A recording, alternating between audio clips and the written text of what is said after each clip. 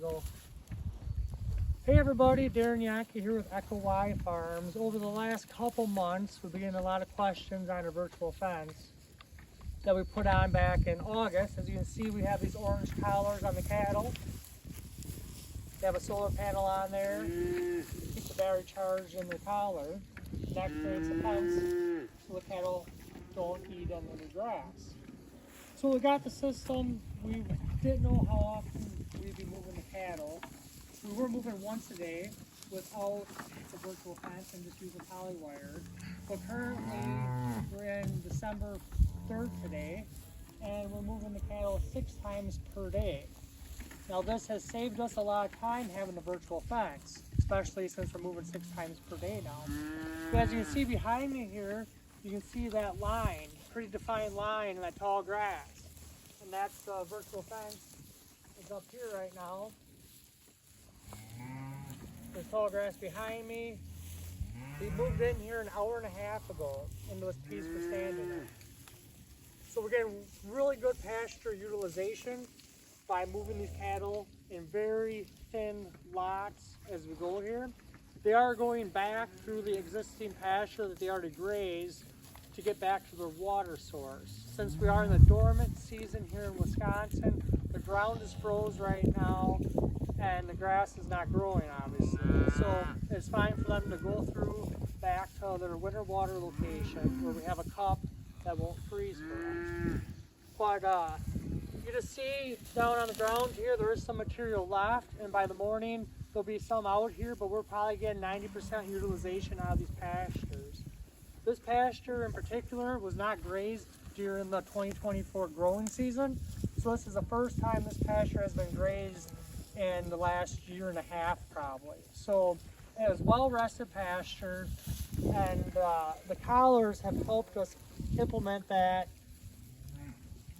long rest period because we are moving the cattle more frequently on less acres. So we're getting more cattle per acre than we used to get. So these collars are saving us time. They're getting more pasture utilization, so we can run more cattle per acre than we used to. We are still checking on the cattle once per day, normally in the morning, and occasionally we do come back in the afternoon, especially during the hot summer days, just to make everything is okay out here. The one thing we are looking at is we are looking at the cattle. We're looking at their gut fill to make sure they're full at the end of the day, make sure there's a little bit of forage left in the pasture for them to eat on until the evening. They'll make them good and full by morning again. So our first move is at 7 a.m.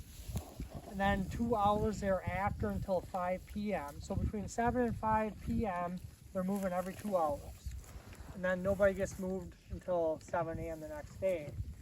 We currently have our calves out on the cows here yet. These calves were born in May and June of 2024. The calves can go wherever they want out in these paddocks. So the calves are normally ahead of ways. They'll come back multiple times per day to get a little milk from mom, kind of regroup again, and then they'll venture back out. So the calves are really gaining good because they are getting the best eating out there. They're getting a lot better quality feed than the cows are. There is some green material down in here, but there's a lot of dry matter, a lot of older forage.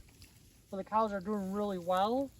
We did implement a protein lick tub a couple days ago, and surprisingly enough, the cattle really haven't used a lot of that tub yet. So I was liking to see that they're not really short of protein. There is some cattle manure out here, and some of it's getting pretty nice looking actually, a nice pie, just like we're looking for going into winter. So these cows are all bred right now, so we got bred cows that'll calve again in May and June. That's what we're looking at out here. But yeah, these collars have sure saved us a lot of time, and now we have more free time to do other things around the farm or manage the farm operation a little better. But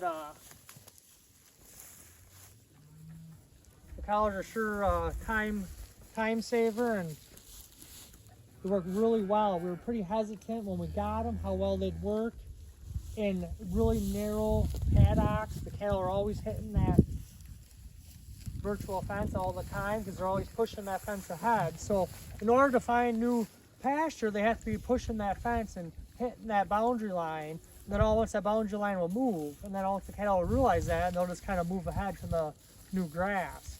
And once one animal finds a new grass, they sure know that, and they'll start lining up, and the rest of them will follow right in. So once in a while, if you can hear it out here, you hear the beep. That means that cow up here is getting close to that fence.